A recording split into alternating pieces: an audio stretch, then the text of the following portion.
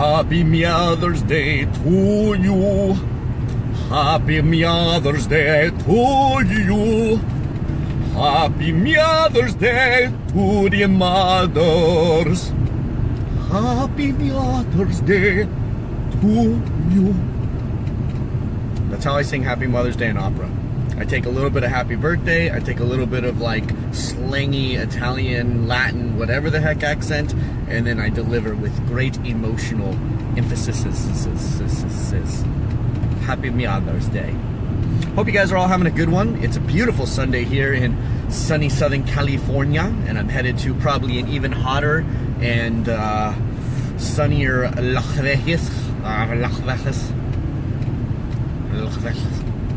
That's how I say it. We're back. It says I have a weak signal. I don't know if I have to restart my phone or something or what. Sorry guys. I know I blanked out there for a second for those of you who are watching in real time. Okay, you guys like my beard? I'm getting super Jewy, right? Look at that. Look at how Jewy my beard's getting. It's like super full. I'm about to go around saying shalom to people and stuff. Be like, yo, shalom dogs, what's up? Anyways, I like it. I think this is the thickest and longest I've ever let my beard go. I don't know, I look like a man, you know? I feel like I should like stand on a rock and like roar at something, you know? Just like roar. Hold up my son who's a little Pumbaa and like say, this is your kingdom. Go and eat the animals and enjoy many fun days ahead of you. I don't know, it just makes me feel like a lion, I guess is what I'm trying to say. What's up, Tamitha? How are you?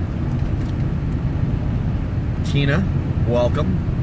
So yeah, I got a long drive ahead of me, which means you guys might have to put up with me for a while here because, you know, it's a long drive to Las Vegas.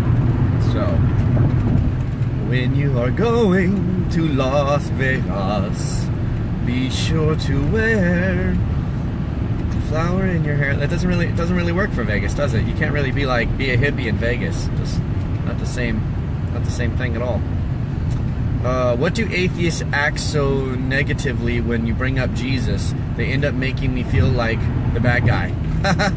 Because Joe, you are the bad guy if you bring up Jesus, because if there is such a thing as Jesus, it means that the Bible is real, and if the Bible is real, then that means that we're accountable for our sins, and if we are accountable for our sins, then that means there is such a thing as heaven and hell. And so therefore, by making that reality stated to be true, you're a bad guy to somebody who does not want to admit that they are going to be held responsible for the actions that they take in this life.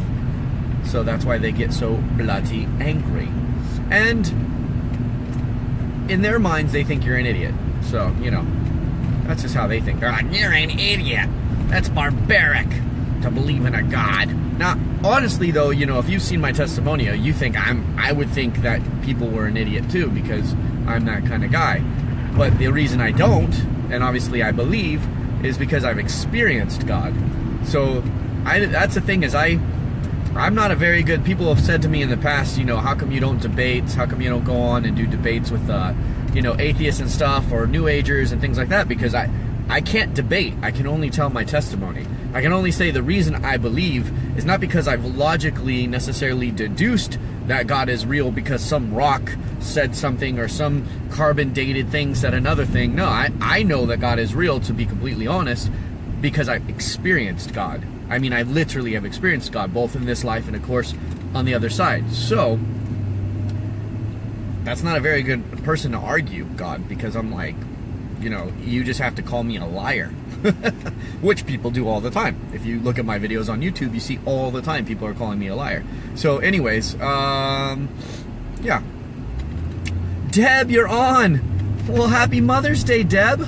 I don't think I've ever seen you on when I'm live. Welcome. Welcome to Truth Me Free watching live. Happy Mother's Day. Say hello to the family for me. And yeah, Deb, this is for the chairman. It's coming. We're going to start shooting soon.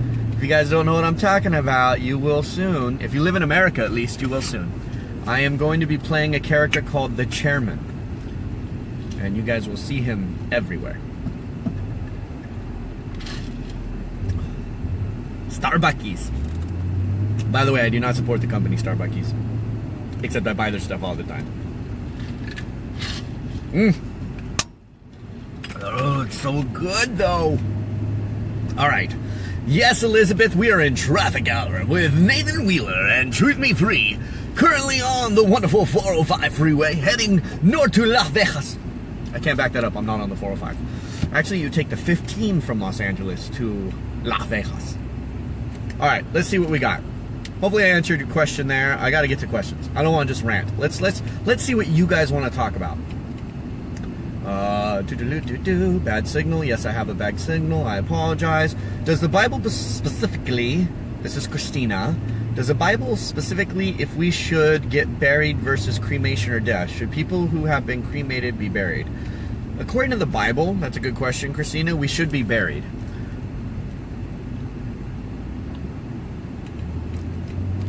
Yeah. Me personally, I don't care what you do with me when I die. I don't really care. Well, I'm dead. When I'm gonna know. Like, I care about my body. I'm gonna get a new one anyways. Who cares? But the Bible does say you should be buried. So I don't know. But again, if somebody doesn't get buried, and they get cremated or something like that, does that mean they're going to hell? Well, what if somebody died in a fire and they got cremated alive? Does that mean that they're going to hell? Or what about someone who got ate by a shark? They didn't get buried. What about people who get thrown over ships and they, lie in the ocean? Or did they get buried in the ocean? So I don't know. I think it suggests us to get buried for who knows what reason. A lot of people will say because of the resurrection, God's going to raise the dead.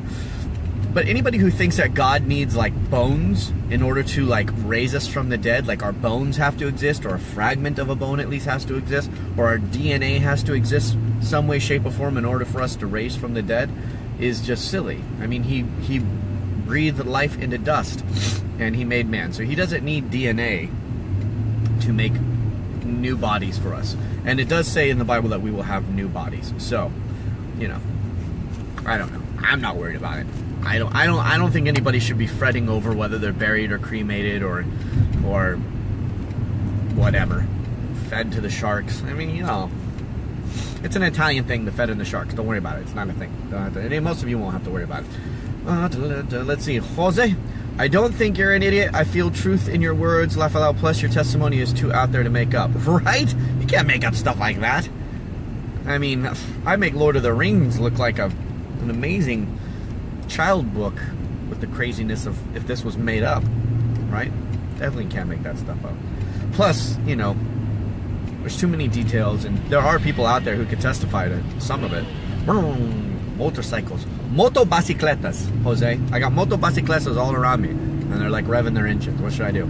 So thank you for saying you don't think I'm an idiot. I don't think I'm an idiot either, but I'm saying that if I was an atheist and I never experienced God, I would think that humans who believed in God were basically foolish. I shouldn't say the word idiot. Hello, Mack truck. Anybody else hate getting next to Mack trucks where you have two Mack trucks side by side? Yeah, I see that. No hands, Mom. Listen, so you have two Mack trucks side by side and you're like, one of them's going to get over, I'm going to get smushed. This is not going to be a good way to go. So anyways, squirrel. What were we talking about? We were talking about, if I was an atheist, I would think that people were very foolish who believed in God, because I'm like, okay, if there's a God, where's your God? You know what I mean? If he did all these miracles in the Bible, where is he today?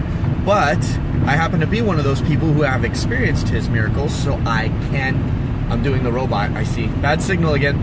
I can testify that he does exist today, that he is in our world, that he is prevalent, and I encourage people to seek him out. And I believe that everybody will experience God while living if they really genuinely seek him. I have to believe that because I have myself. So it'd be foolish of me now to say that people would not experience God. So hopefully, hopefully that somebody out there hears that and says, well, I'll give it a shot. Maybe this Nathan guy isn't as crazy as he looks. We spoke on different levels of heaven. Can we graduate to a higher level after getting there, or do we stay where we are sent? That's a good question. I don't know. I mean, in order to progress, you have to be overcoming something. And in heaven, there's nothing to overcome. So, I don't know. But I think that people, when they talk about these different levels of heaven, I mean, I don't think that there's more joy in one part. I don't know, maybe there must be, I guess. Why would their Bible say that there's a level? But I mean, here's the thing. You're already perfect. Like, you're in the most perfect state of bliss when you're there, you guys. Like, I know I've said this a million times, but it's true.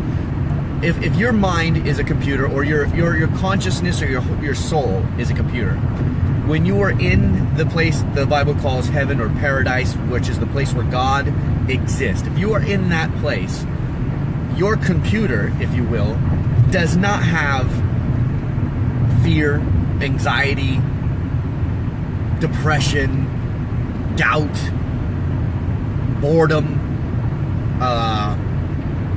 wanting. None of those things exist in the computer. The programs are never downloaded.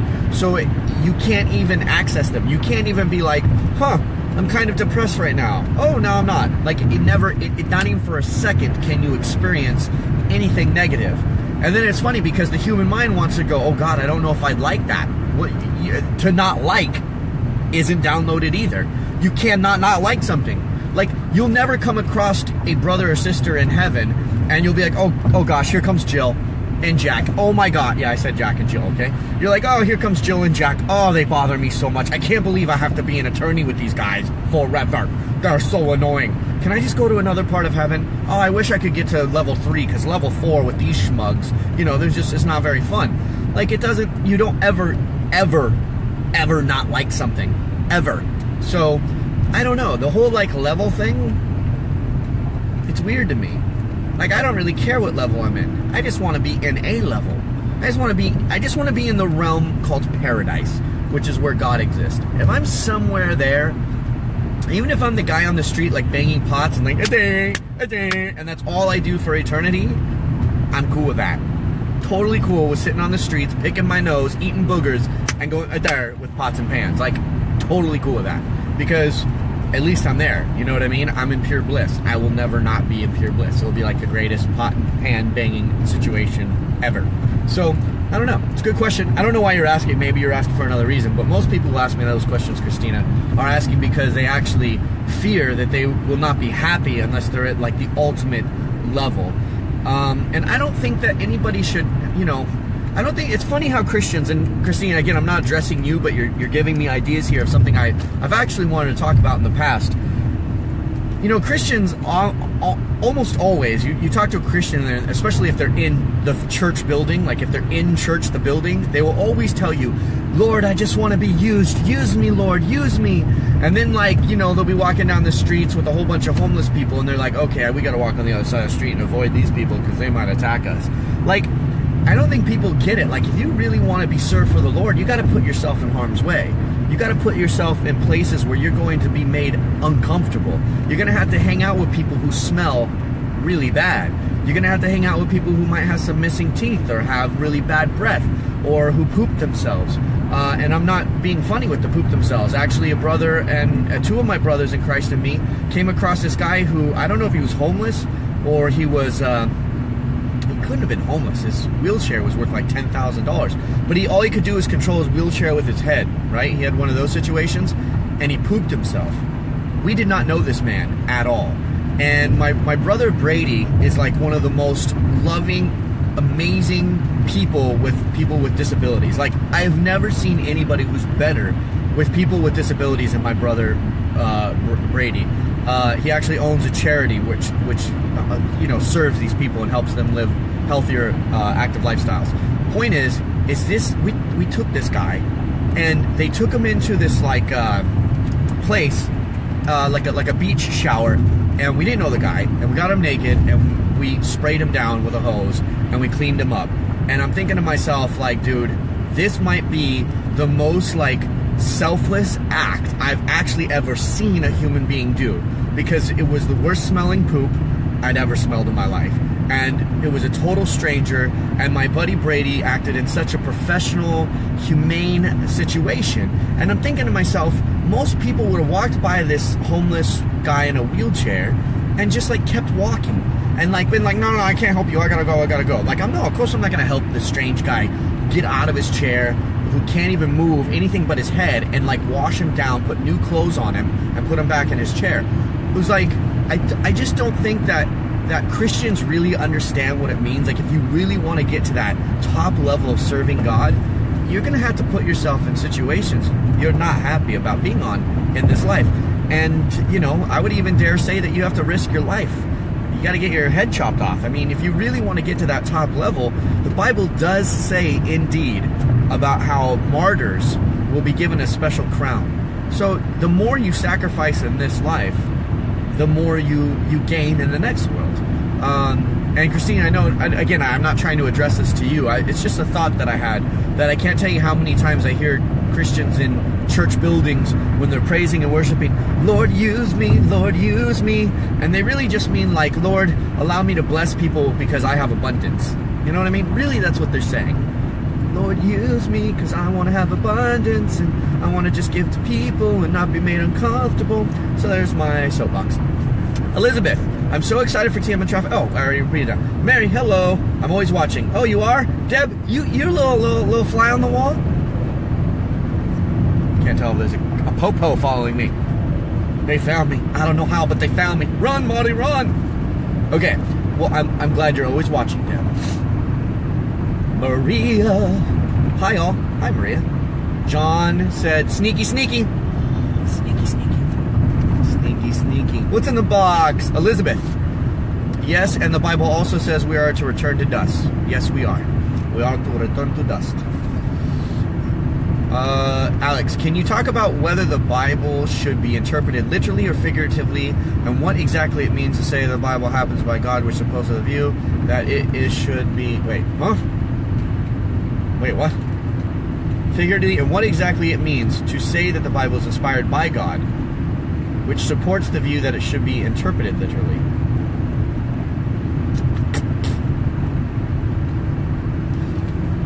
So I think it's a funny question, Alex. I think you ask a very good question, but it's asked quite often.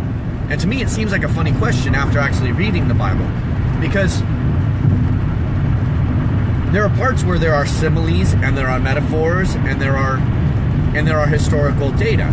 So you have to take the whole thing, I believe, as literal, but you have to take portions of the Bible as metaphorical when it tells you this is a metaphor. So, should you take the entire Bible as literal? I take the Bible as a historical account. I don't take it as a fictional work. I don't take it as a moral fairy tale that was told, like Cinderella, that was told and made up so that people would have a better understanding of a moral compass or something like that. There's way too much effort and there's way too much detail in accounting the family lineage back to Adam. There's way too many people who have suffered and died for the material to continue to exist, and there's way too many things that have happened that the Bible should not exist. I mean, it really should not exist. It should have been destroyed. There's cultures in this earth that have been totally destroyed, and all records of them have been totally wiped away. Because that's what cultures did back then. They would conquer a race of people and they would just annihilate them and like everything that ever existed of them. So, you know, for the Bible to have been one of those cultural historical pieces that existed and now has thrived is just a miracle.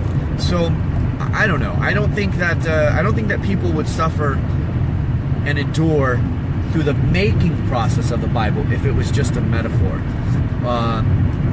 So that's my 2 cents. And I've experienced too much that matches with the Bible. I feel like my life is a modern day, like, mirror of the Bible, in a way. Some people are going to take that wrong. But if you've heard my testimonial, you'll understand what I mean by that. And my testimonial is on YouTube, because I know there's a lot of people who are now on here from Yeshua Network. So if you haven't heard my testimonial when I ever refer to it, it's on YouTube on Truth Me Free. But yeah, I've lived so many crazy things that are found in the Bible that if I had just read the Bible, I'd be like, oh, that's a metaphor for something. But because I've actually experienced them, I know for a fact it's not a metaphor. It's legit. It's real deal. So yeah, hopefully it answers your question. That's me. That's my take on it. Tamitha. Is it biblical or okay to baptize myself alone in the name of Yeshua? If you're on an island, Tamitha, I would say, and you were by yourself, I'd say absolutely do it.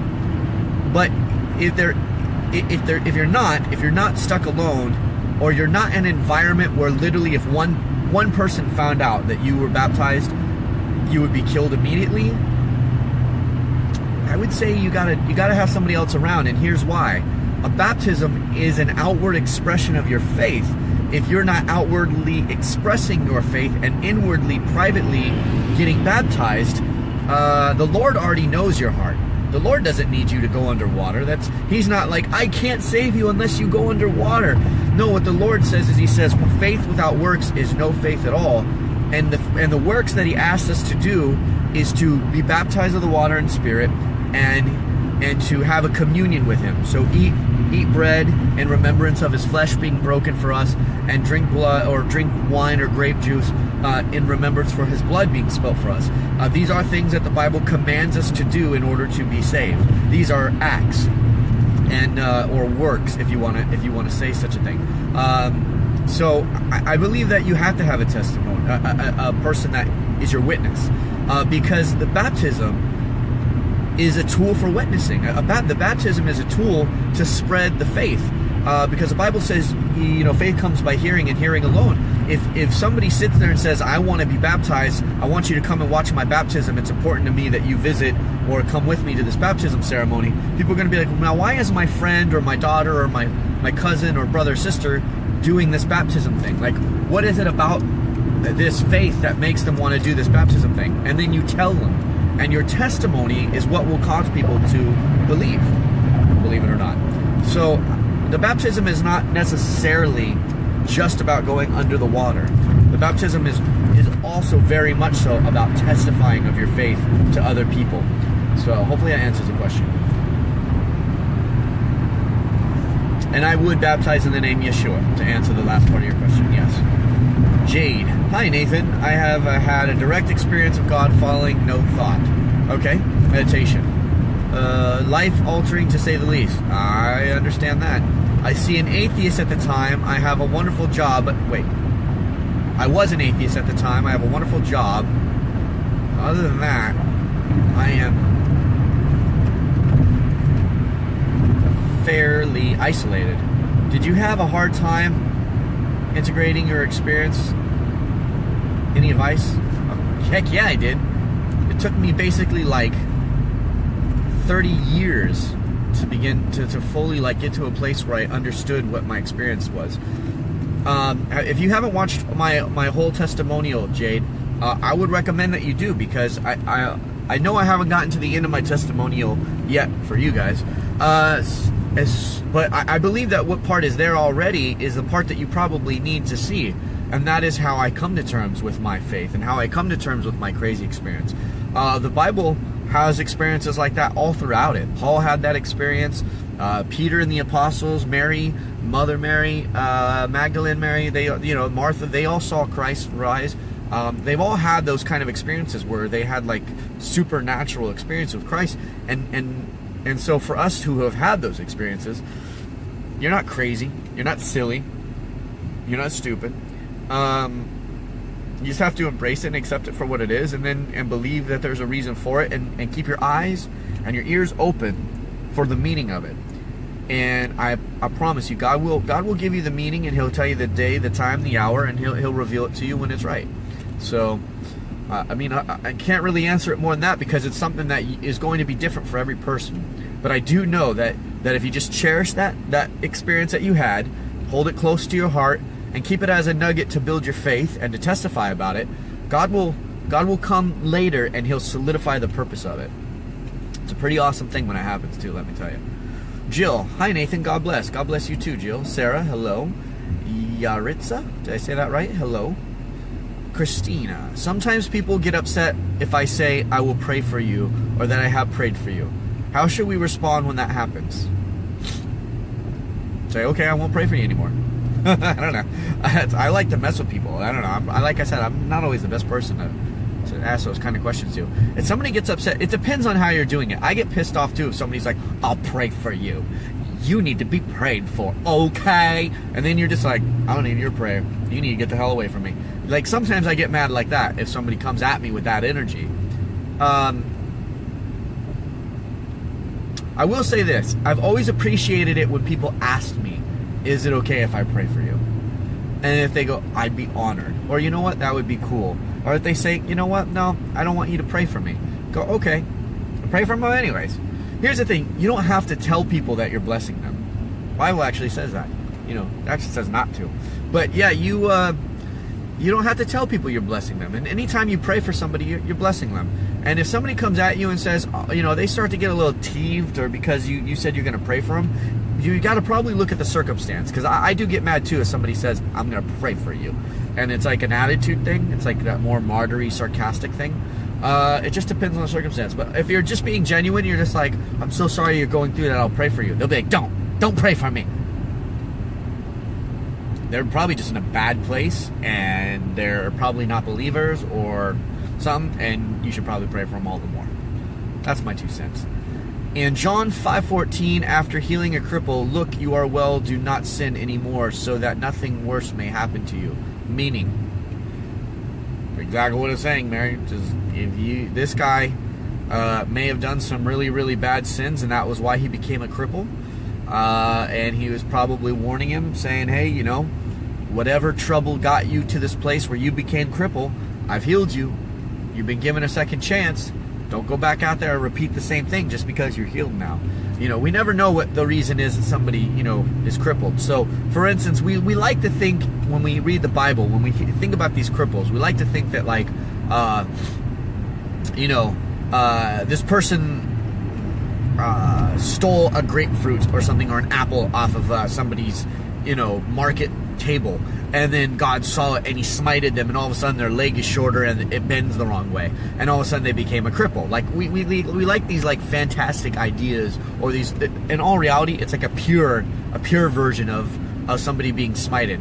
But if you look at, like, let's say a modern day version, right? Let's say that there's a guy who has a gambling problem, and he goes to Vegas in like the 1940s, and he starts gambling, and he gambles his freaking house away, and then he can't pay his debt, and the mob come after him, and they break his legs because he couldn't pay the debt. So now he's crippled. So now here comes Jesus. He comes along and he says, hey, I'm going to heal your legs, bud, but you got to stay away from that sin. Well, if you translate what the sin is, if you get down to the nitty-gritty, now Jesus doesn't have to say what the sin is, because the person who had their legs broken know exactly how they got their legs broken. It was the gambling issue, right? So Jesus says, don't go sin no more. Now, when we read that, we think of the innocent stealing the apple off the table kind of thing. But to the sinner, he knew exactly what sin got him in that position, if that was the situation. And so he just goes, don't go sin no more. Jesus is basically saying, don't go back to gambling now just because you got legs. You know what I mean? So I think it's exactly what it means. Just, you know, whatever, sin gets us into our trouble. Sin gets us into a lot of issues. Sometimes it can physically kill us, or hurt us, or maim us, or cripple us. Absolutely, sin can do that. I mean, I don't even have to list the way. Smoking every single day, cigarettes, you know, you're destroying your body. You're destroying your body, you get cancer. Well, you got your cancer from your sin or your addiction to cigarettes. So there's a direct correlation to your sickness and your sin, right? Same thing. So, yeah. Elizabeth, any word on the best way to help a hardcore Catholic see the truth, and that not all other Christian sects are going to hell? The enemy keeps attacking me with the spirit of religion. Okay, so Elizabeth, just to be clear for anybody who's hearing me read this, Elizabeth is saying that she's being attacked by a Catholic who is telling her that if you're just Christian, you're going to go to hell. And this Catholic person is basically telling them that if you're not, you know, a member of the Catholic Church, or done the whole communion thing and all the Eucharist and all that jazz, you're going to hell. So she's trying to say, how do you respond to that? If the Lord calls you, Elizabeth, to respond to that, if the Lord calls you to be the person who's going to correct that false doctrine, you have a world of pain ahead of you. I would say that specific thing you're talking about, that spirit of religion, has killed more people on earth than almost anything else. I think pretty much you could say that the spirit of religion has killed more people than anything else on earth, because or idolatry, right, or ideology, and so when you go up against somebody who is locked into that, and obviously has never read the Bible, because you can't think that way, Elizabeth, and have read the Bible. So the only thing I would tell you is encourage them to read the Bible. But the problem is that you can read the Bible with rose-colored glasses as well, and you can see just what you want to see. And most people who read the Bible, you know, passage-wise, not straight through, they read it with rose-colored lenses, right? So it's not going to really help for them to just read the Bible. You have to actually educate them on what they're doing wrong, or what they're saying wrong in their doctrine, and where to find how it's wrong in the Bible. It's the only way that you have a chance in hell of possibly getting this person to wake up. I would say I've only ever talked to like 3 people who were like really into that mindset that I can remember. I don't know, I don't talk to everybody after I talk to them, obviously, right? So, but I know of 3 people in my life who are my friends today that had that really heavy spirit of religion on them, or came from that particular spirit of religion you're talking about, and now are completely out of it. Even most of my close friends and my brothers and sisters in Christ that are semi-open or semi in that spirit of religion, they still won't ever get completely out of it. They still won't ever let go completely of it. So the only thing you can do is continue to educate them. And the other thing is that don't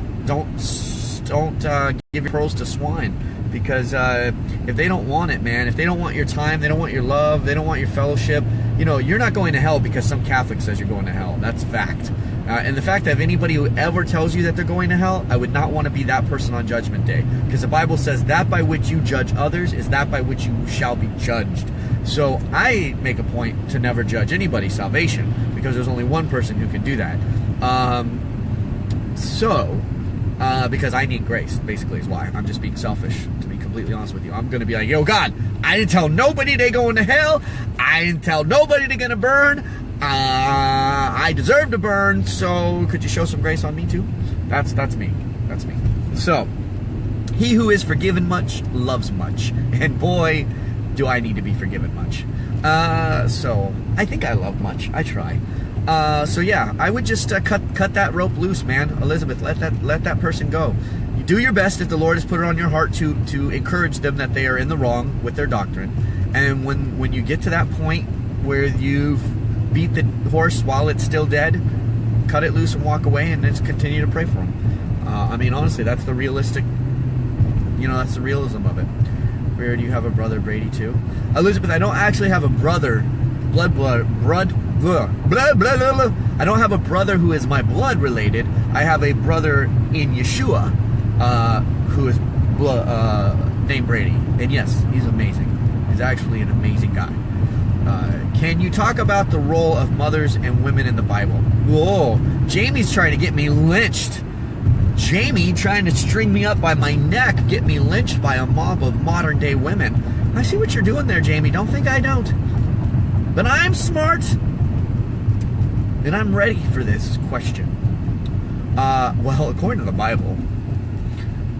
Bible, women's role is to support the man in his endeavors, in his financial or political endeavors, and to take care of the children and raise the children and make sure that they grow up to be good citizens and love the Lord thy God with all their heart, minds, and soul, and love their neighbors as themselves.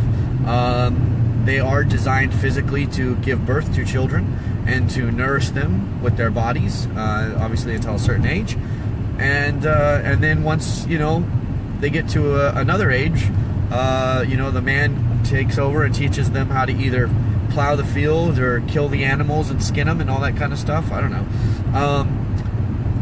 I think the problem is that when people read, when women, and I say this based on Truth Me Freers who have educated me about their perspective of the Bible when they read it, they make it seem as though the woman is some kind of slave to the man, some kind of servant to the man. It is less than. I just don't see that personally. I could see it how the Bible's written, But I personally, as a human being, don't look at women as human, if you will, of a man. I see them as chosen for a different special role. I think that the woman's role is not one I personally would want, but I say that because I am a man. I'm sure if I was a woman, I might look at the man and be like, yo, I'm glad I don't have that role, right? So, but that's how we're designed. Our brains are supposed to be wired to not want the other person's role. Like me, I don't like the idea of sitting around with kids all day and listening to them play and scream and fight and bite and kick and play dolls. Like that's not my idea of a good reality. That actually, I think, would literally put me in a mental ward. I love kids, though. I do love kids. I love hanging out with them, but I could not take care of children like that, like where you oversee them and work with them when they're young. And most women I know, I would say like 99% of women I know, when they get around kids, you can see it. There's this natural thing where they just like know exactly how to hold them. They know exactly how to talk to them. They know exactly how to reprimand them. They know exactly what's allowed, what's not allowed, when they're acting up and when they're not. Me, I'd be like, I had no idea they were acting up. But now that you pointed it out, that makes complete sense. You know what I mean? So, I don't know. I'm not a father, though. So, I'm ranting here. I'm trying to answer your question here, Jamie. But, listen. I think that women have the most important role of all. They set the foundation of every human being that comes into the world. They get them when they are the most fragile, the most influential, and the most vulnerable. And it is a woman's job, biologically, to raise and nurture and lift up a new being coming into the world until it is strong enough to defend and think for itself. And I cannot think of a more important role in humanity. I think that men, who have the other end of it, in a way, if you looked at it from an alien point of view, the Pharaoh always sat at home in his temple, and then the slaves went out and they labored and everything like that, and they brought the rewards back to the Pharaoh, and the Pharaoh got to spend their times with their kids and have fun and do all the things because they were super rich and they didn't have to work. And so the slaves are the ones who actually go out and kill the things and skin the things and farm the things and all that kind of stuff. So I think that when the Bible says for a woman to submit to her husband, but I don't think it means be a slave. I think it means like try to work with them. And I think that when the Bible tells mankind, the male, to nurture and care and love for your family, that's also a huge responsibility. I don't know if you've ever gotten in a fight, Jamie, where you actually thought you might be killed or you might have to kill somebody. I have. I actually have gotten in a fight where I thought I might have to kill somebody to protect my family. And lucky for me, the guy went to the hospital, not me. But the point is that, that's not a situation that I would wish anybody to be in. And if you talk to anybody who's in the military, when they actually get down to the nitty gritty and they're actually at that place where they're going to die or their friends and family are going to die, it's a crappy situation to be stuck into. But as a man, I'm honored to play that role. I'm glad that I'm getting to play that role, and that's how I'm wired. And I don't think that women would want that role. Not most women. I know some women go into the military and, and they want to do it. But most women, I don't think, want that role. And I think that I just think that it shouldn't be a fight. And I think that that's how a lot of people perceive the Bible, as a fight. I think it was definitely written by men who are a little bit chauvinistic. I will say that. There is a human touch to the Bible, folks. There is a human touch to the Bible. That's quite apparent. Men did behave arrogantly, and women did seduce men and manipulate them too. So the Bible does give the whole spectrum of humanity. I just think that a woman's role, to be very specific, is to lift up and build the foundation of the next generation, and to make sure that they are wise, loving, patient, and educated, and healthy. And I think it is a man's job to provide a safe environment, which that microcosm that the woman would need to accomplish that is available. And it is actually biblically said that it is a man's job to do anything and everything he must in order to provide that microcosm for that to exist. And unfortunately, that means that sometimes man has to kill if that microcosm is being threatened or his family is being threatened. And so yeah, that's what I think both roles are, if you want to get right down to it. Eric, do you think we sleep after death, or do we go straight to heaven and sadly some might go to hell? Eric, I think our bodies sleep because we do get new bodies, but our soul doesn't sleep, at least according to my experience when I died and I went to heaven. I went straight to a place where there was other people. I wasn't the only person there. I did see the 4 angels in the area I was in, and I've hinted to this in the past, and I'm not going to talk about it fully until video 10C, but I did see other souls in heaven on the other side of this wall. Like this area, this really open, crazy area that went on forever. Point is that I believe we absolutely go to another place. I don't believe we sleep. I think our bodies sleep. And the Bible does say both. Yeshua on the cross said to the thief next to him, "Surely I say, on this day you shall be with me in paradise." At the same time, the Bible says that when you die, you sleep until the return. So which is it? Did Christ lie to the thief on the cross? Or do our souls go immediately to paradise and stay there in what I call the waiting zone, what the Bible calls Abraham's bosom or Sheol? Does it stay there in the waiting zone, which the Bible does say there is this waiting zone. They call it Abraham's bosom or Sheol, so you can Google those two things. And does the body sleep? That has to be the answer in order for Yeshua not to be a liar when he was on the cross. So, let's see. Evan, what's up, bro? What's up? I'm turning my signal on.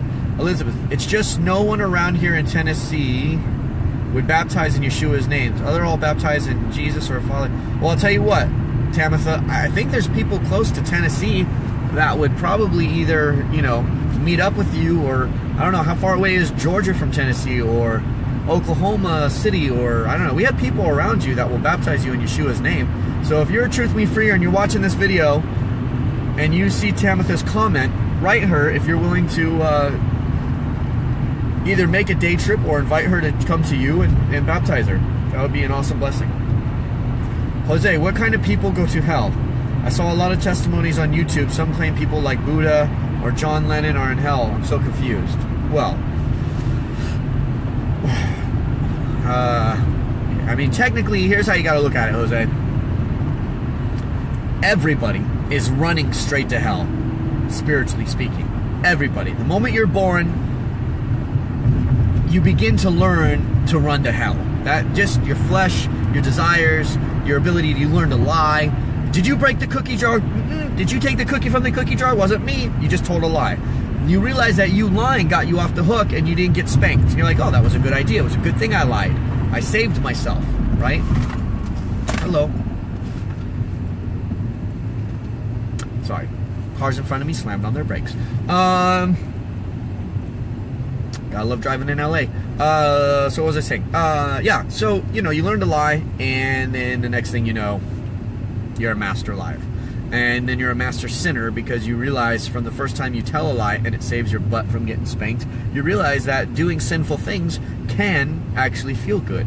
And so all human beings, as they grow in this world, begin to learn that sin is a really fun thing or a really nice feeling thing at first.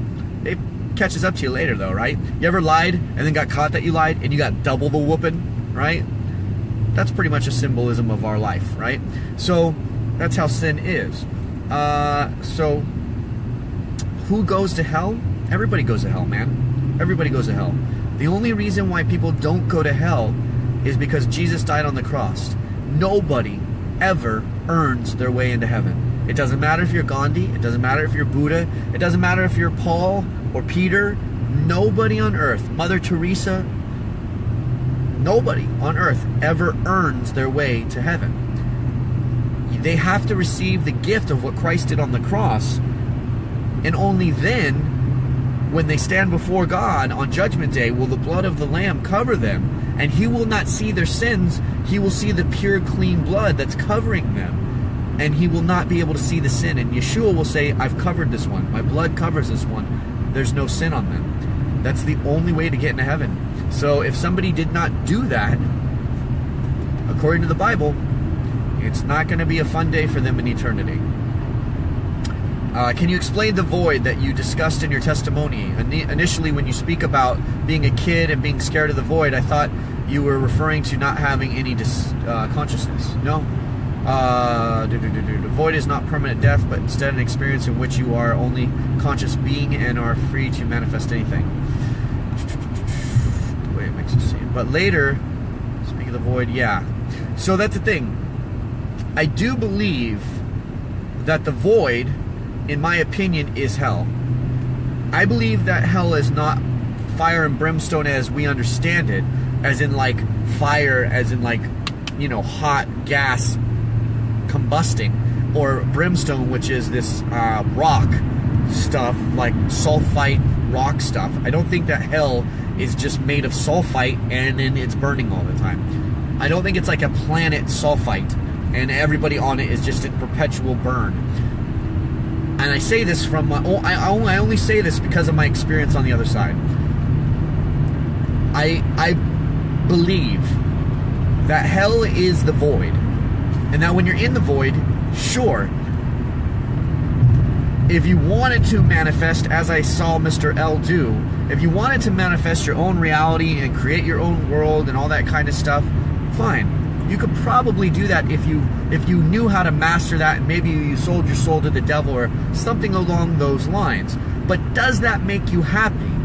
See, the devil tells you that if you want to become a shaman, or you want to become this master magician or something along those lines, that you will become your own god. And that when you get into the void of death, that you can manifest anything you want and that you are the light.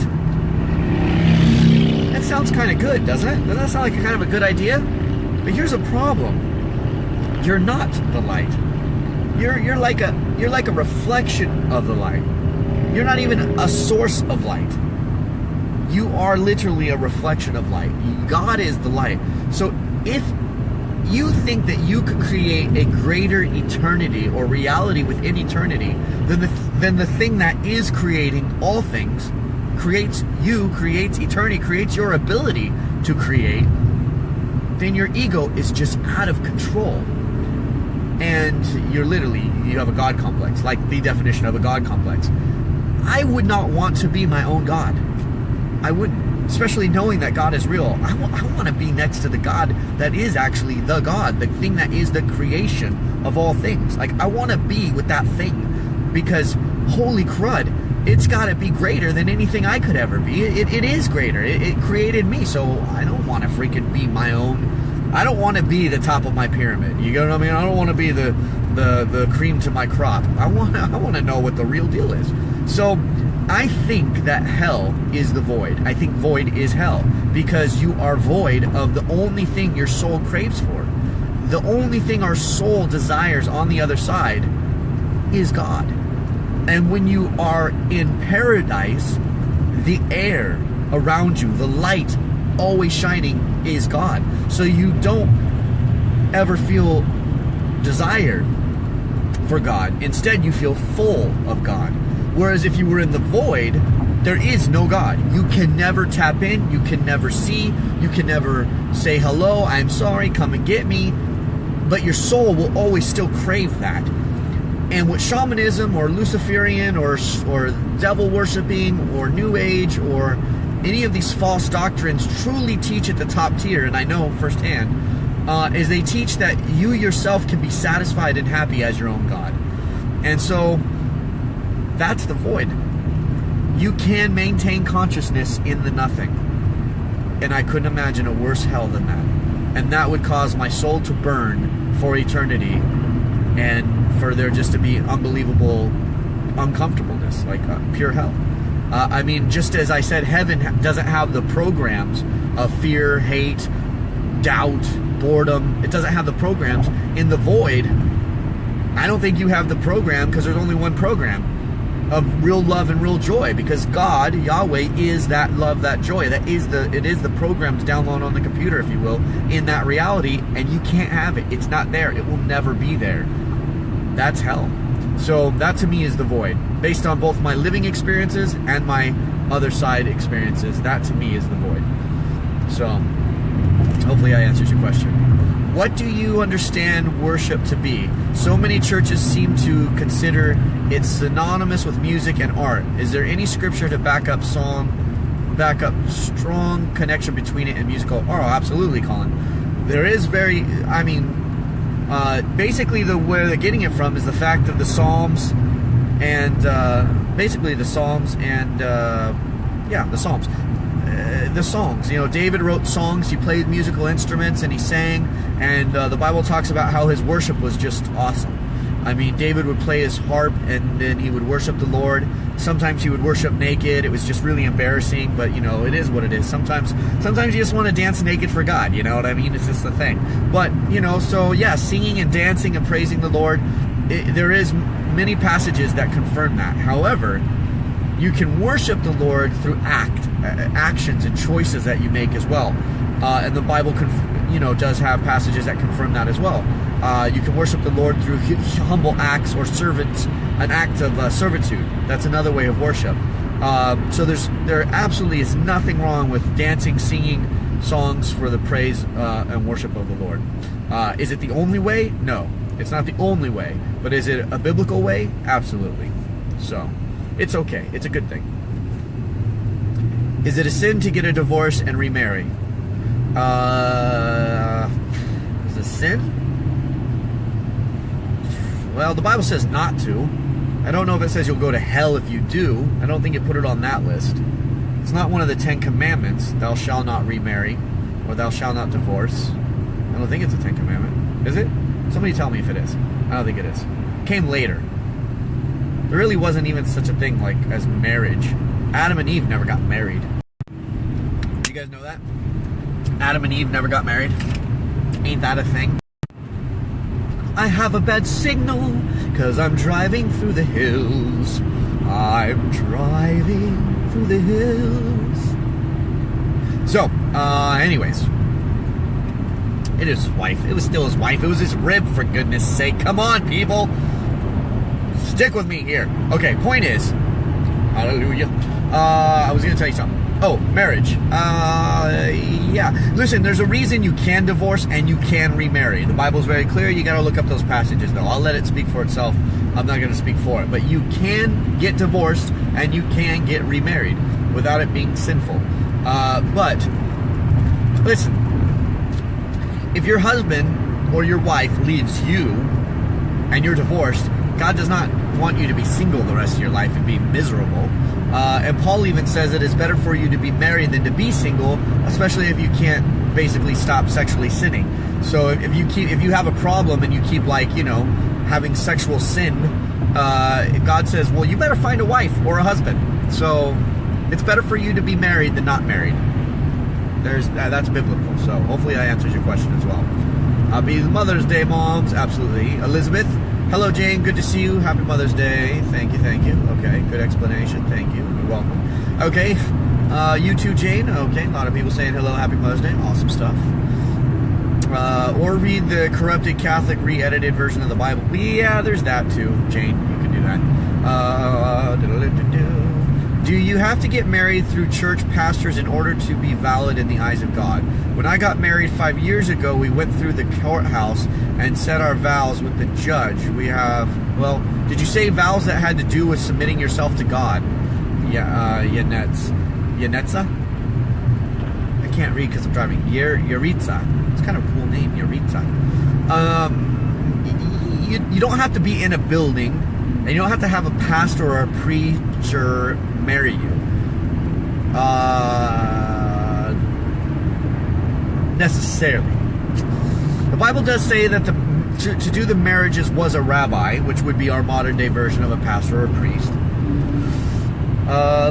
It was their role. It was a ceremony that bound the two people with God. So the third person in all marriages is God. If the God is not there, it's technically not a biblical marriage. So if you got married in a courthouse and they said in God's name, or do you wed each other in God, then I suppose that's fine, as long as you both believed it.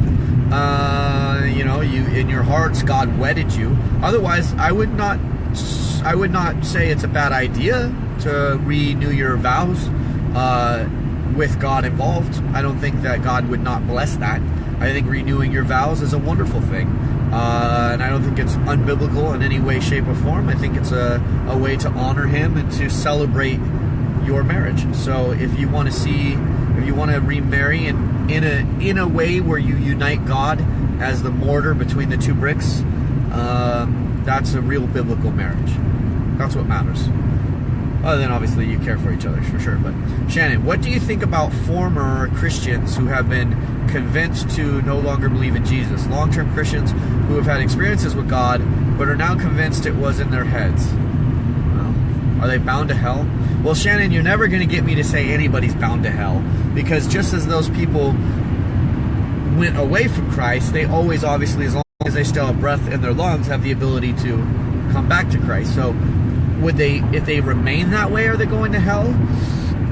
They can be grafted off the vine. You can lose your salvation. I know a lot of people will disagree with that, but the Bible is very, very clear. It even warns non-Jews. It says, hey, just as the Jews have been grafted off the vine so that you could be grafted on, do not get snooty. Don't think that you're like in a safe zone, because how much easier could you be cut off the vine? So the Bible actually says this. This is like a warning that's in the Bible. So anybody who says that the Bible says you can't lose your salvation, they're misinterpreting the part where it says none shall come against you, no principality, yada yada. What it's saying is that if your heart is continuously dedicated to the Lord, nothing can steal your salvation from you. But because God gave us free will, and free will reigns in this world, it rules all in this world for our salvation's sake, you can always choose to walk away from God. So yes, you can lose your salvation. Now, the people that you're talking about going to hell, I will never say such a sentence, but I would not want to be them on Judgment Day if they stay that way. So we have to pray for them. That's a long list of women. Shannon, a bit more about the Christians who turned. They were convinced by Jews for Judaism that Jesus was a fraud. Oh, well, that's understandable. That's an easy argument. Yeah, the Jews actually have a very good argument. And if you're not educated and you haven't read the Bible yourself, I would be convinced by Jews too. But because I read the Bible before I started talking to Jews, I know that Isaiah 53 exists. I think it's Isaiah 53, or Elijah 53, something like that. It's an I something 53. And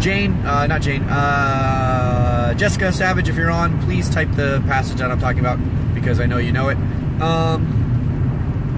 That passage proves that Yeshua is the Messiah. And also, when you understand the Shema, you can't be convinced by a Jew that Yeshua is not the Messiah. So, but people who are Trinitarian actually have a greater ability to be deceived that Jesus is not the Messiah than people who will understand the Shema. So if you don't know what I'm talking about, that's a long story. We'll get to it another day.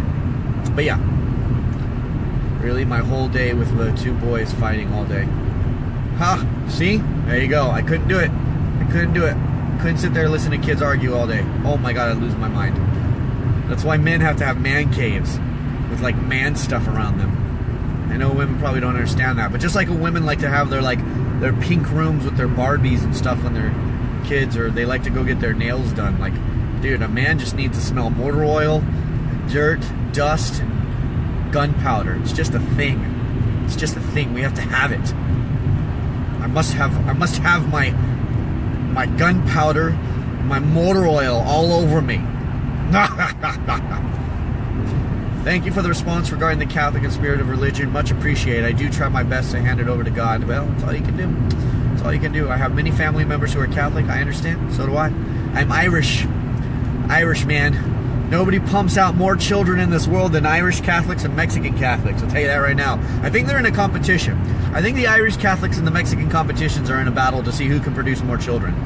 And then the Mormons got involved too. They're just like, you guys can't have this race all to yourself. No, I'm Mormon. I'm coming in on this race too. We're going to pump out a whole bunch of kids too. I think the minimum you're allowed to have if you're Irish Catholic or or Mexican Catholic or Mormon is 12, right? Are you supposed to have a minimum of 12 kids? Seems like to be the thing. As many apostles, right? Have a kid for each apostle. Totally making a joke here, people. But seriously, on my family, if you're Irish Catholic, on my family, oh my Lord, they all have like 12 kids.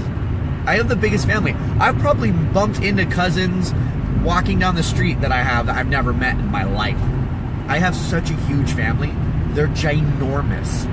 Literally, my grandmother, when she was 84 years old, my uncle did her son, her first and oldest son, did a family tree, like a physical tree, and every leaf on the tree was either a child or a grandchild.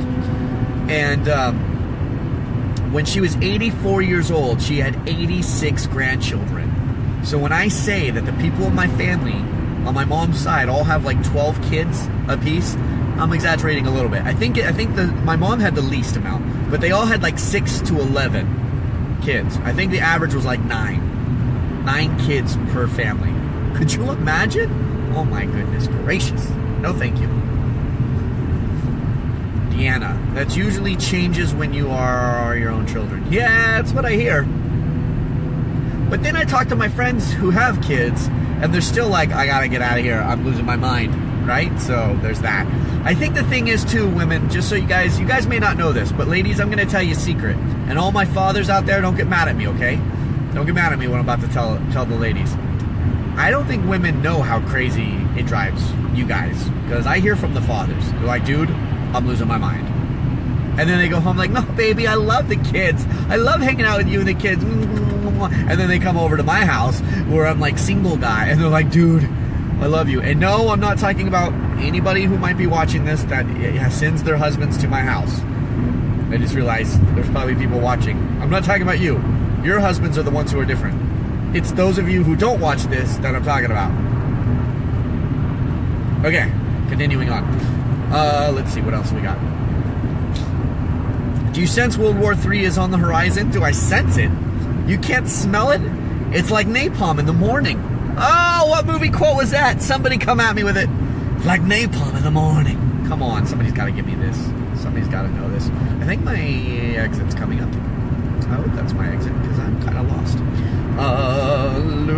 I got some coffee. You guys, this is awesome. Like my favorite thing in the earth. Can I marry coffee? Is that biblical? Are you allowed to marry a thing? Oh my God, it's so good! I love it so much. Okay.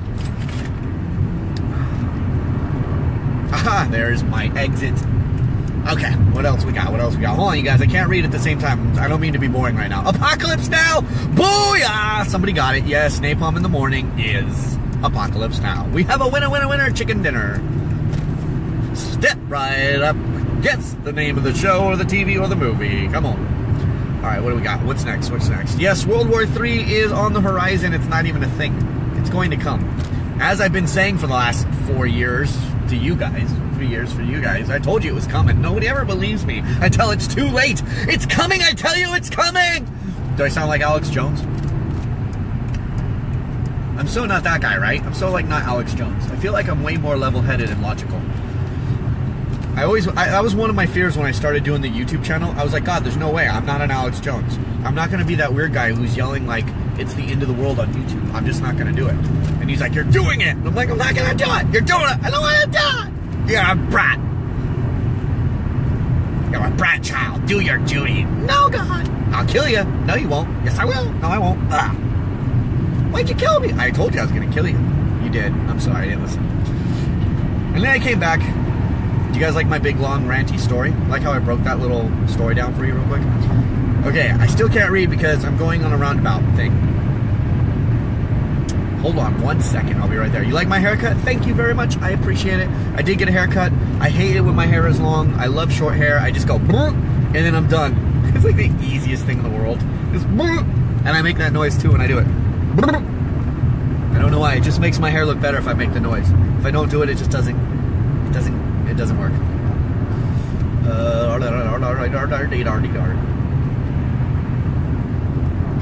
But the husband is a sound mind. But if the husband is a sound mind, the woman should obey him. But also the husband also should listen to the wisdom of his wife. Yeah, that's good. I like that, Maria. I agree with that 100%. Listen, I think that a man and a woman should be a team. And I think if they really are a team, there's no ego. You know what I mean? I just think it should be a team thing. I've seen it. I have seen it. I've seen these marriages where the husband and wife are a team, and it is the most amazing, awesome thing in the world. And I've actually seen it in both believers and non-believers. My very first girlfriend in high school had probably the most healthy-minded, loving family I've ever seen in my life. It was amazing. They weren't believers though. They were teachers in the college world. They had doctorates, and so I don't think they believed in God. In fact, I'm pretty sure they did not. Yeah, they did celebrate Christmas and stuff, but everybody celebrates that. That's a Hallmark holiday now, right? So even if you're not a believer, you still celebrate that. But the point is then I have seen other families that are believers that have had amazing relationships as well. I will say this though. I will say this. My girlfriend's parents, the mother wore the pants, and the father just didn't give a crap about nothing. So that's probably why it worked. Because if the man had an ambition and then the wife was fighting him and stuff like that. But you know what? If it works, guys, if you got a wife who wears the pants, don't let nobody make no fun of you. If you're happy with it, dude, by all means, have it. Like, what if you married Madonna, right? And she's like super loaded, and she pays for everything. Like, are you gonna really be like all upset? Like, no, don't buy me stuff. I'm the man. I gotta buy you things, or I have to take you out to dinner. You're like, no, dude, you're Madonna. You're rich as hell. You're buying dinner. You know what I mean? Like, it's cool. Just whatever works for you guys, you know? It's just a template to go by the whole... I know, maybe not. No, it's more than a template. But still, just saying, if you're a freak of nature like me, and you're a little weird, you know, if it ain't broke, don't fix it. If God's blessed you with something and it works, if you're wired a little bit strange and the Lord has provided you somebody who matches that strangeness, just say thanks. That's all you gotta do. Just say thank you. You don't have to fight it and become something you're not. What else we got? Do you think Mary, mother of Yeshua, is the best mother, or at least one of the best? Well, I don't know about best. I don't know what kind of mother she was. But I know that she was... Yeah, I do. Yeah, there's just no way. There's no way that God chose a woman who wasn't just like the best. You know what I mean? Yeah. But she also had the best kid. So, there's that. I mean, think about it like this, ladies. At the end of the day, she could be like, Yeshua... I know we're broke and all. Your dad's a carpenter. Not really going well. Actually, his dad wasn't a carpenter. Was his dad a carpenter? I don't know. I have to research that. Point is, he's like, listen, we don't have a whole lot of money. Listen, I need some wine. Okay? Mommy needs to relax. She needs to watch her favorite episode. Can you just make mommy some really good wine? And Yeshua would be like, boink, touches her little water glass, and all of a sudden she's got wine. Now, are you going to ground that child often? Are you going to get mad at that child often, ladies? I don't think so. You're going to be like, I love my kid. You know what I mean? Like, dude, he gets me wine, like, every night. It's like, he's awesome. And we know this happened, you guys, because the first miracle that ever happened was Mary going, Yeshua, they're out of wine. Mommy needs her wine. You need to go tell them to fix it. And Yeshua says, no. He says, woman, what does this have to do with me? He says, no. And do you notice how Mary responds? I love this. Most people never talk about this. Mary doesn't even care that Yeshua said no to her. She tells the butler people, listen to what he tells you. She's like, she didn't even hear the no. Has anybody ever preached about that in your church? I bet you they have not. Yeshua's like, no, I'm not doing it. She's like, yeah, you are. Butler, come here. He's going to turn the water into wine, so just listen to him and do whatever he says. I think it's hilarious. I think it's hilarious. I can totally see every night Mary being like, Yeshua, wine. And she, okay, Mom. You know what I mean? So I don't think Mary had it bad, is what I'm trying to say. Now, she did have it really, really, really, really, really bad when he died on the cross. That was pretty crappy. So I think she's a pretty good mom. So yeah. What else we got? Mother's Day for all you TMF mamas. Lucifer is such a liar. Yes, he is. Yes, he is. Yes, he is. Hallelujah, Elizabeth. Am I the only one who keeps getting glitches? No, it's very glitchy when I drive, Elizabeth. It's a thing. I drive, I get dead zones, and then you guys get cut out for a second. So yeah, that should be the foundation of your marriage. Yes, he should be the foundation of every marriage. Mary Ann, I know my spirit felt so happy listening to things I knew. Right. Isaiah 53, Darren, thank you very much. If you guys read Isaiah 53, it is imposible is in Spanish, it is impossible for you to not believe Yeshua is the Messiah. It literally describes him to a T. Thank you, Darren, you're awesome. We have talked about, wait, Isaiah, it is with an I, that's what I said. Okay, we have talked about renewing our vows. However, the 10-year anniversary, I believe the judge did say in God's name. Well then, cool. But did you say in God's name? It's not what, I don't know. I'm just saying, if you feel it's cool, then it's cool. But if you want to do it again, then do it again. If you want to renew your vows, though, that's cool too. Mom caves? Yeah, mom caves. I'm going to go in my mom cave. You don't get to talk to me for 1 hour. I'm going to be in my mom cave. I'm going to get my nails done. I'm going to get my toes done. I'm going to get back massage in the chair. I don't know, whatever you girls like. I'm going to watch my soap opera. Because Jack on... Hold on, I know the name of a soap opera. Hold on 1 second. Don't leave on me, you guys. This is important stuff right here. I'm going to name the General Hospital. Booyah, microphone drop. Yes! Young and the Restless. I got another one. That's 2. Hold on, I'm going to get another one. Is there a third one?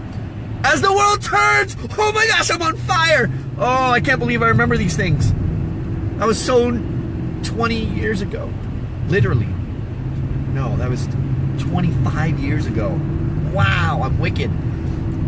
I think it's the only 3 I know. Is there another one? General Hospital, As the World Turns, Young and the Restless. One of those are off the air now, right? As the World Turns is no longer on air. Young and the Restless and the other one are still on the air, I think. Okay. Let's see, moving on. I get excited when I remember really strange stuff to me. Oh, yes, Isaiah 53. Bam! So do you guys know why Jews don't believe? So let's talk some like actual biblical stuff that you guys probably want to know. The reason why Jews do not believe that Yeshua is the Messiah is they do not believe in a second return of the Messiah. They only believe in one return of the Messiah. And if Jesus came, died, went to heaven and comes back, to them that's 2 returns. But there is 2 returns in the Bible.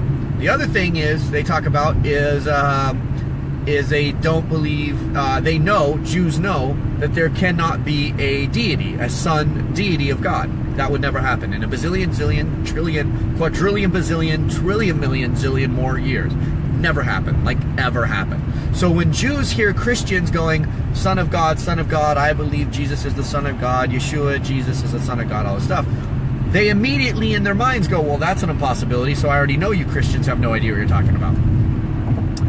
A Jew knows that only God himself would come down in the manifestation of a human being, and therefore he is God in flesh. Therefore, there's no Son of God as we understand Son of God. It's the authority, thus the Son of God, the authority of God. And that is how Jews get confused. The Trinity is actually #1 reason why Jews do not believe in Yeshua as their Messiah.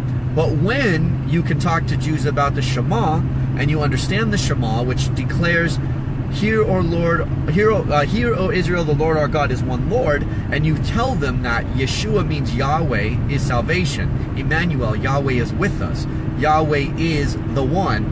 And then you show them, what is it? Shoot. I don't have this memorized like I should. I don't memorize like, you know, Isaiah 53. Like, I just know the passages because that's how I memorize, like, movie scripts and things all my life. I don't memorize what the number and the word and all that. I just don't. But there is a passage in the Bible in the Old Testament where it talks about how the prophet gets wounds on thy hands and his feet, or on his back, and he says, where did you get these wounds on thy hands and thy feet, or the back, depending on what version you actually read. I have read different versions. And he says, I received them in the house of my friends.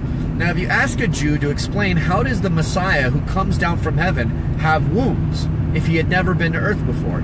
Because if you ask a Jew, if you're in heaven and you stab the Messiah or you stab God, is he going to have a wound? Will he die? And they'll be like, no, he won't have a wound. He's not. No, you can't stab him. You're not going to stab God, okay? It's not going to happen. You're like, okay, so when he comes down, according to your prophecy, when he comes down on Mount Sinai, which is where all the Jews get buried. If you ever go to Israel and you go to Mount Sinai, however you want to say it, you will see there are graves stacked on top of each other because they all want to be there when the Messiah comes down, right? That's why they get buried there. I think right now the grave is going for $25,000 a tomb. Okay, $25,000 to be buried there. And I don't even know if you have to keep like paying, your family has to keep paying like monthly dues or something. So obviously only the rich are there, right? Point is that they believe that this person's going to come down on Mount Sinai, which is what Christians believe as well. And they believe that he will be wounded somehow. And they will ask him, Lord, where did you get these wounds? And he will say, I got them in the house of my friends. So that means he was here before. Microphone, drop. Bam! Bam! I'm just saying. Unfortunately, you guys, I just don't memorize the passages. And I know that doesn't serve you well. I'm working on that. I am working on that. I apologize for not being able to serve you better in that way. Let's see. It's called filling the pews. Boom! Yes, it is. Keeping Yisro, your husband will come around. Okay. My phone got all dark. What's going on with you, phone? Making Nate angry. There we go. Okay, good. That's much better. There we go. Now I can read again. I can read again. Let's have some agua. You wrote on a private message over a month ago, and it's been read. Wait, and it hasn't been read. No rush of it. Okay, no, I haven't been able to read messages lately. I am, ever since announcing the Yeshua network thing, I have gotten like hundreds and hundreds of emails. It's kind of crazy. It's a good thing, but I just can't get to all the messages anymore. I do apologize.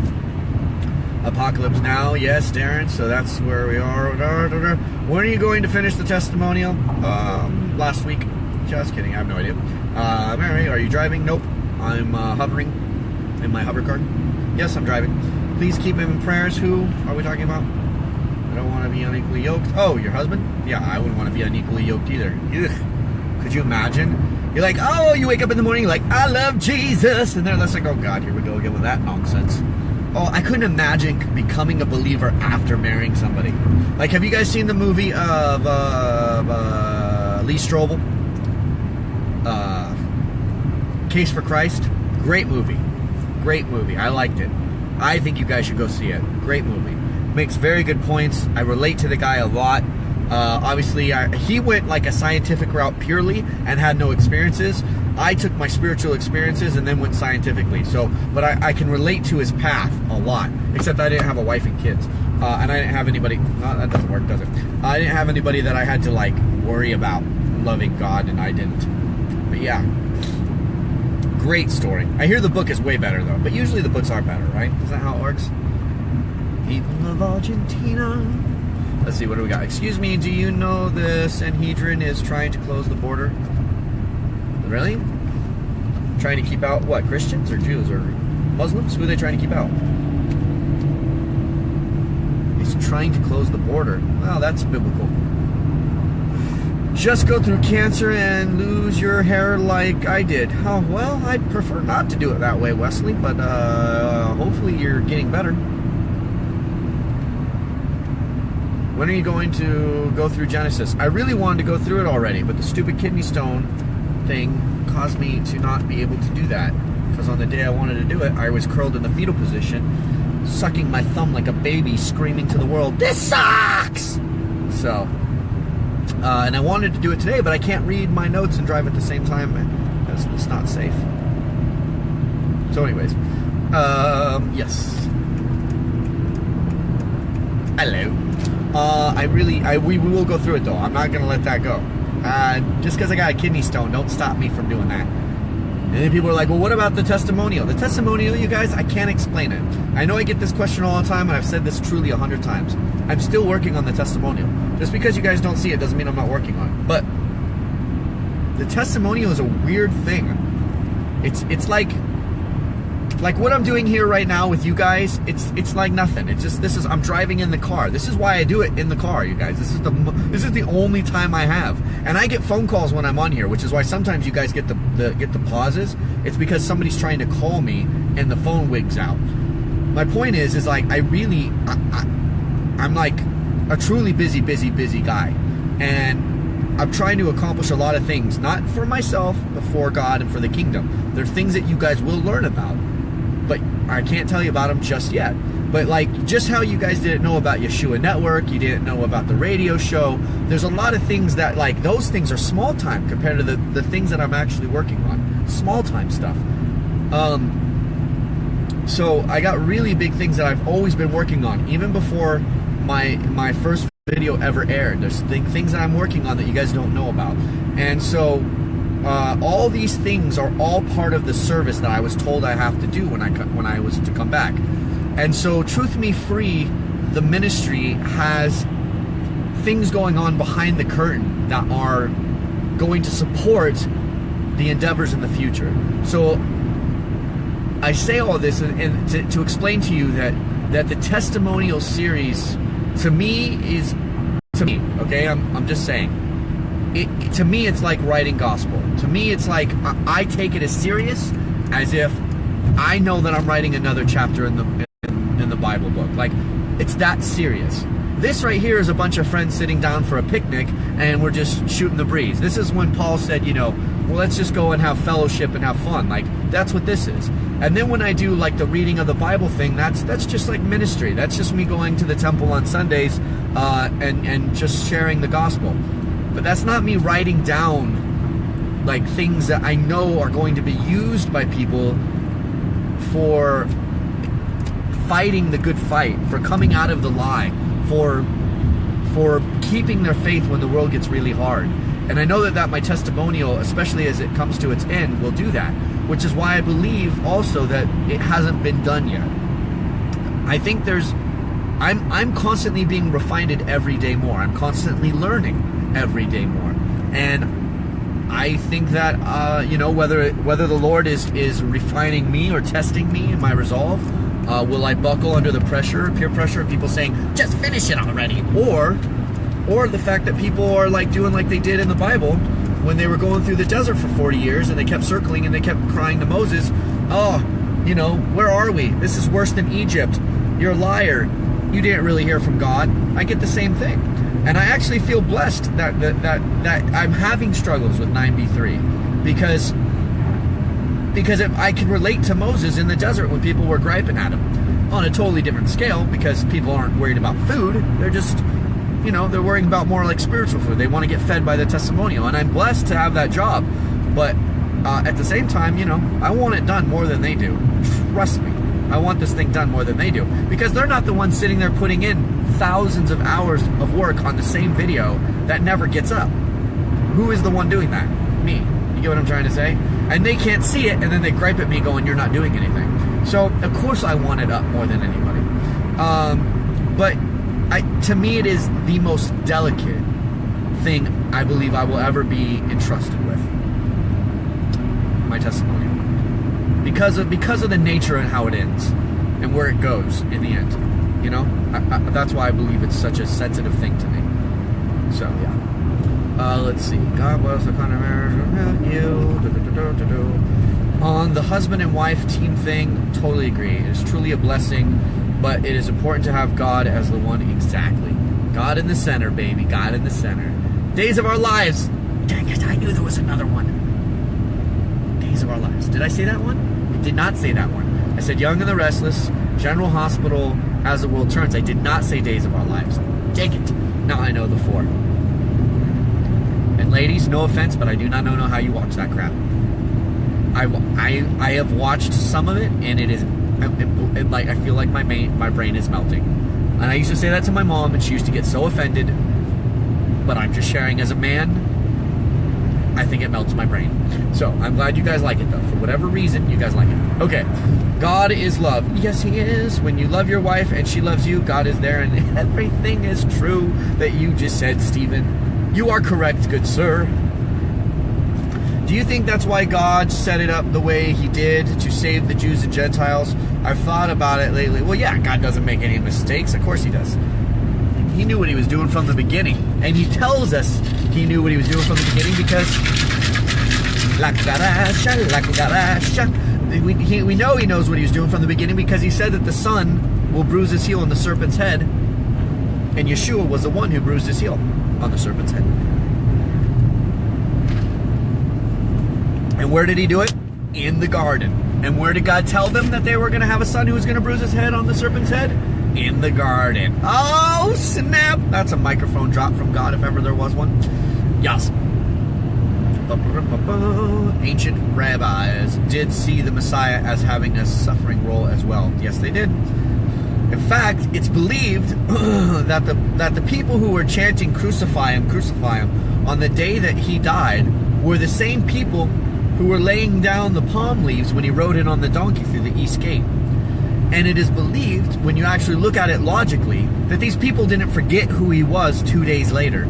From the time that they laid down the palm leaves, acknowledging he was the Messiah, which they had never done for somebody before, and they can never do again. It can never happen again. It's physically not possible. Point is, well, maybe it could. They could create a new third east gate, or east gate. They could technically, I guess, do that. Point is, though, is that they can't do it in the second temple, though, because it's gone. Only the third temple, so the prophecy cannot be fulfilled ever again. Something to note. Point is that did they forget who he was within 2 days? Or did they know exactly who he was? And that's why they chanted crucify him, because they knew he had to be sacrificed for their sins. Kind of a weird thing, right? Were they such selfish people that they were like, kill him so I can be saved, kill him so I can be saved? That's a weird thing, right? What if the people chanting kill Yeshua were actually believers? Something to think about. Because if you guys don't know, there were two sects of Judaism back in the days when Yeshua was around. Well, two main sects. There was the Sadducees and the Pharisees. Now, both of those terms have basically come synonymous with, like, if you call somebody a Sadducee or a Pharisee, you're basically calling them hypocrites or politically corrupted people. But that's not what they mean. To be a Sadducee, I think I got this right. To be a Sadducee believed that the Messiah was a fairy tale that was told for a moral compass, if you will. To be a Pharisee, which was the leading tribe, which was the leading sect that ran the temple at the time, they believed that the Messiah was a real thing. So think about that. The people who led the temple, the people who killed Yeshua, led him to his death, were who? People who believed the Messiah was a real thing. And they were the ones chanting, kill him, kill him, kill him, and 2 days before were laying down the palms at the feet of his mule as he rode in on, which was the fulfillment of the prophecy. Just something to think about. Are you going to utilize the tunnel under LA when Elon Musk finishes digging them? I don't think I'll be living in LA when that happens. I'm getting out of this town. I cannot handle it. The people here are out of their minds. I know that being here, I have a purpose and I'm serving people, but I think that my time in LA is limited. I cannot take California anymore. I love this place more than any physical piece of land on earth. I love California more than any physical piece of land on earth. But the people here are losing their minds.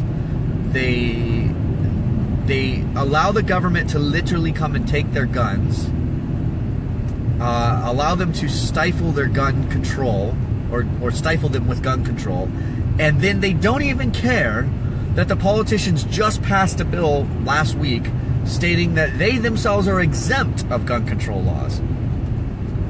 I mean, I get to meet with these politicians based on my business. I actually get to, I go to inaugurations, I go to parties, I go to events, private events. Like, I get behind closed doors with politicians here in California. Some of you may know what's going on with me and that and all that, some of you may not. But point is I've heard these people talk behind closed doors, and if Californians understood and heard the things that these people said, they would not be voting them into office, I'll tell you that right now. And it's just, if you really want to ever see anything like true brainwashing in the world today, come to California. You will actually see legitimate brainwashing happening. So I can't, every day I wake up, the only thing that bothers me and makes me depressed is how the direction that California is going. I can't handle it. So, and I like guns. I'm getting my guns. And California doesn't want me to have guns. I'm going somewhere where I can have my guns. So, goodbye. I don't know when I'm leaving, but I think it's going to be soon. Did you miss your response to my question about there's a significance of something being happening at sunset when it's 6 p.m., 8 hours? Wait, what? Oh, is it fine to dream about my middle son always? I did not. I don't know what you're talking about. Sorry. My middle son always talked about Yeshua in the 18th hour when he was 1 and 2. I don't know what the question is, so I guess I did miss it. I apologize. I don't know about the 18th hour. You're going to have to educate me on that. The feet of the righteous man are ordered by the Lord. Amen. Thank you, Jennifer. That was a good one. Appetizer, not the entree. Happy Mother's Day. There you go. That's a good way of putting it, Jane Smith. These little videos right here are the appetizer, not the entree. Truth Me Free testimonial series is the entree. It's the thing that matters. This is the chips and dip. That's what this is right here. Chips and dip. Actually, this is just the soda pop we have before chips and dip. Chips and dip is more like when we read through the Bible. That's like the chips and dip. It's still really important. Pretty important. But it's still chips and dip compared. Actually, that's pretty good. Reading through the Bible is pretty dang important. That's actually probably more than chips and dip. That's more like a quesadilla. But I wouldn't say it's a filet mignon. Actually, that is a filet mignon. I take all that back. Reading through the Bible is probably the most important thing ever. More important than my testimonial even. Definitely. I'm thinking this through, alright? Give me a moment. I'm driving at the same time. Yeah. It's a good thing. It's important. We're going to do it. Guiding light. Dang it, that was another one I forgot about. Wow, how many are there? That is unbelievable. Guiding light? Whew, I remember that one. What was the opening song to one of them that used to drive me nuts when I was a kid? It was kind of like HBO, like dun dun dun dun dun dun dun. I think it was Young and the Restless. Didn't Young and the Restless, or was it Guiding Light that had like the streak of light and then the curse of Y would come, right? Wasn't that Young and the Restless had that, right? It was like a streak of light and then a curse of Y, and Young, the Restless. And they're always getting divorced and remarried, and their business is always being taken over, and there's always somebody who dies, but they didn't really die, and you find them like 2 years later in a car accident in the town next door. Is the greatest thing, dude. Brilliant. And it just keeps going, and they just recycle the same stories. And they bring on new characters, and if the people like it, the character stays. If the crowd doesn't like the person, then the person gets killed off. Let's see, what do we got? You agree with Colleen on what? I think I missed it. Welcome, Las Vegas. It's windy. Oh, really? Lord have mercy. I'm in a golf tournament tomorrow. I was worried it would be windy. My golf sucks. Shoot! Oh, well. Oh, the windy, but other than that, to read the book. Hold on, I can't read right now. Give me 1 second, guys. We got 24 people on. When we start reading through the Bible, it'll be really good. Start doing these videos. I'm telling you. I have done my paperwork though. I just can't read my paperwork while I'm driving. So I do have notes. I do have notes on the whole Genesis 1. So that way everybody's clear on where things are coming from and why I say the things that I say. Because I know a lot of people are like, some of the things that I say, you guys, I'm aware that some of you are just like, I've never heard that before. Is this guy making this crap up? Like, I totally get it. And so I will do my best that when we're going through the Bible together, because we are, so if you haven't read Genesis 1 yet, read it, because we are going to go through it probably sometime this week even, maybe. Because I did bring my laptop with me, so I can look at my notes. Point is, though, is that, yeah, we could, I will be, you know, presenting you the information that I come up with, so I'm just not making stuff up. Let's see, what do we got? NDE, embraced by the light, is awesome. Oh, okay, I'll check that out. But the followings were chanting, they were crying. But the followers were chanting, they were crying. They were crying? Yeah. They were crying. I don't know. Well, they were calling, yeah, they were chanting, kill him, you know what I mean? When they laid, you know, when he died, they wailed that is his death. I mean, think about it like this. How many people did Yeshua heal? According to the Bible, there was more healings and miracles he performed than the books could fill. That's what the sentence in the Bible says. He like did more things. So imagine, you know, if you're somebody whose brother's cousin, uncle, grandma, mom, and pop got healed by Yeshua, are you not going to be like super kind of stoked on this guy? Wouldn't you be like, wow, I'm really grateful that you healed my aunt, my uncle, my kid, my daughter? What about the person whose daughter was dead? And he came and he like laid on him or whatever and put the blanket and they woke up, whatever. Like, think about that.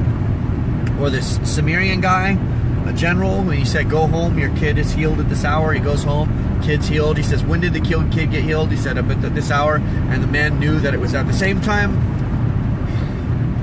Sorry, thought it was a squirrel running across the road. Literally that time it was squirrel. Yeah. Anyways, you guys get my point. How could you have your friend, your family member, your loved one be healed and seen miracles and then be like, I don't care about this guy anymore?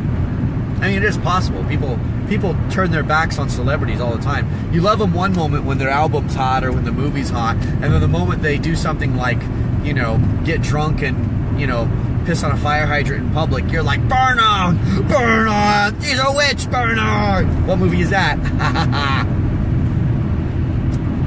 What do you do with a witch? You burn her. And what else do you burn? Wood. And what does a wood do?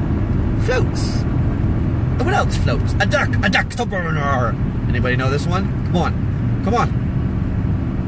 Talking about a witch. Burn the witch. How do you know if she's a witch? If you guys know the movie I'm talking about, get another kudo. I wish I could give you guys prizes. We got to figure out some way to give out prizes for these kind of things. They said, let his blood be on our heads and our children after shouting, crucify him. There was certainly more going on than a random moment. Exactly. Let his blood be on our heads. Exactly. They knew who he was. I'm going to talk about that more in my testimonial series, actually. What do we got? It sounds like the Gospel of Judas. Yes, perhaps it does. Have you ever read Pontius Pilate's report of the crucifixion of Caesar? This was a standard report written for all executions. It's pretty awesome. I think I did read it a long time ago, but I only read it, if I did, I only read it once, and I do not remember its details. But I do remember that it does exist, yeah.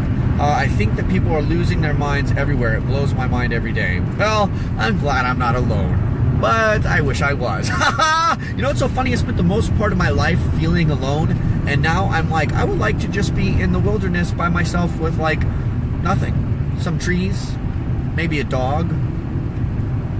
That sounds good to me. Grow my own food. Doesn't that sound awesome? I'm a city slicker gone total countryman. And look, I'm growing a beard. The world's going crazy. I just want to get out of Dodge. Humans, they're everywhere. I'm driving through the desert right now where nothing lives, and there's humans everywhere. You can't escape them. I've tried.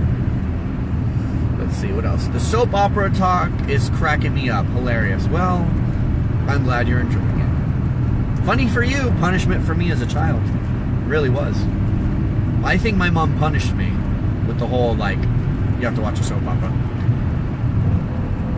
We can have dinner, okay? If or when World War III starts, how will it reach us? Cyber attack hitting the grid? I don't know. How will it hit America? Bible doesn't say. Bible says 1/3 of the world's population will die from a couple of different things. Stars will fall out of the sky the size of mountains, which I believe is either, nuclear missiles, or it could technically be comets. Some kind of asteroid attack kind of situation. Not attack, but, a shower of asteroids at the Earth, something like that. There's a lot of people who believe that. EMP is a really very realistic thing. If you really wanted to take down America, all you'd have to do is EMP it, and Americans would eat themselves up. I mean, look at, people are rioting when they think that their transgender friends can't piss in their own bathroom. You know what I'm saying? Imagine what happens when people run out of food and water and can't feed their kids. Dude, America is going to eat itself alive. Cannibalism is going to be a thing in America. I'm telling you. If people are doing that kind of crap, destroying cars, turning over cars, just looting buildings, fighting the police because of something like, I can't piss in a bathroom, that's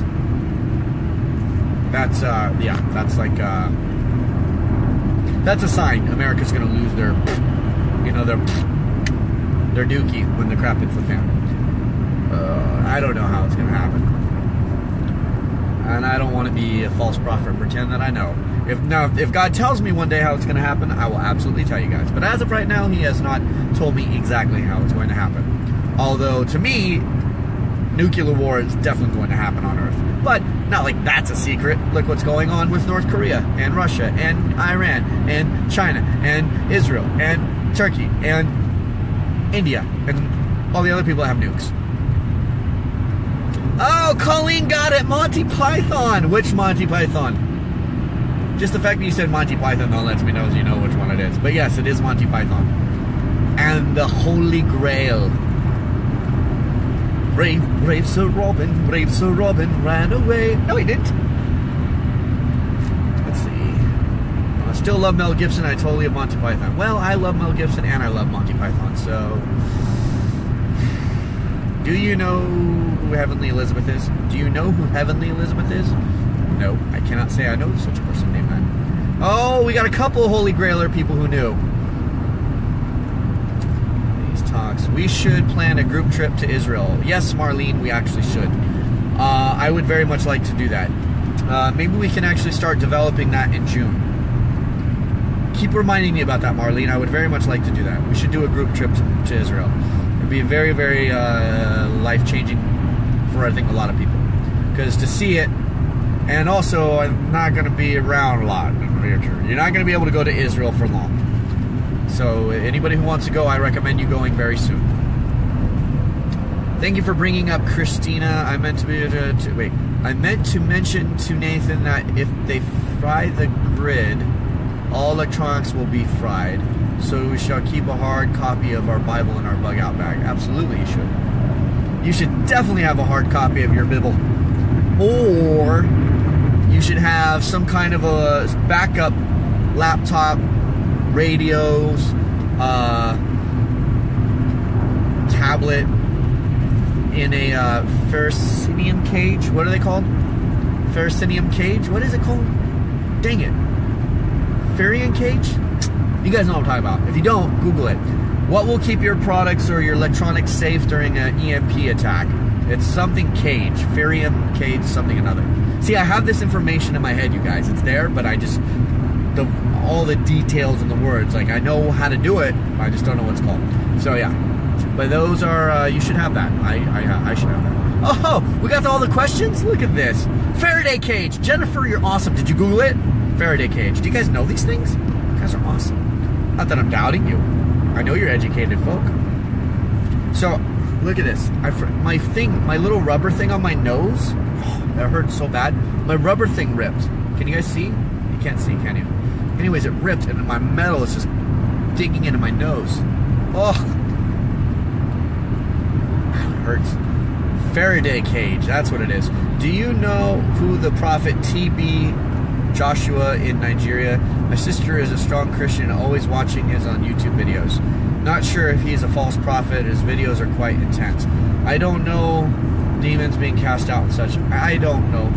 Unfortunately, I'm such a bad guy sometimes. Unfortunately, if somebody calls himself a prophet,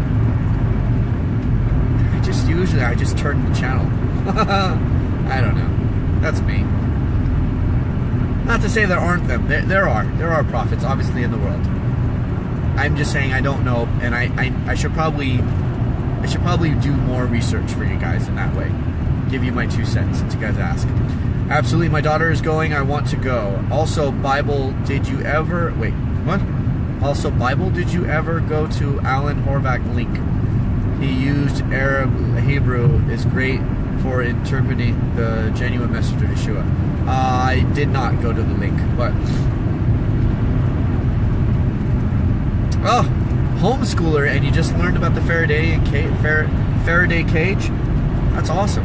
Well, they definitely didn't teach that in my public school, I'll tell you that right now. With those flashy prophets. Yeah, well, he may not be flashy. I don't know the guy. But, you know, I don't know. I think being a prophet is not what... I don't know. I don't like to talk about people I don't know.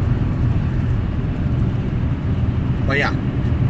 So anyways, it's been about what, an hour and a half now, you guys. I appreciate you guys coming on here and talking to me on Mother's Day, so I get to spend a little time with you. And I hope that you guys have been blessed by this chatty to chat. I know it's probably, you know, you guys are probably busy, so not a whole lot of people are watching, but I appreciate you very much spending time with me and your patience with me, and please do not forget to read Genesis 1, and feel free to start reading Genesis 2 and get your questions and your ideas lined up. Don't ask Genesis 2 questions, though, when we're talking about Genesis 1. Try to refrain. I know you're going to want to. I would. So, we'll just start with Genesis 1 first, then we'll get to Genesis 2, deal with each portion as they come. But, yeah, I'm going to get going here, guys. I'm going to get some grub in my tum, and I want to thank you very much. You bless me by being on these videos and chatting with me and taking time out of your day. Be blessed. Be the blessing. Hopefully you guys have a wonderful weekend, or have had a wonderful weekend, and hopefully you will see me in the next few days or so, and we'll talk the Bible. The Bible. All right, guys. Talk to you soon. Bye-bye.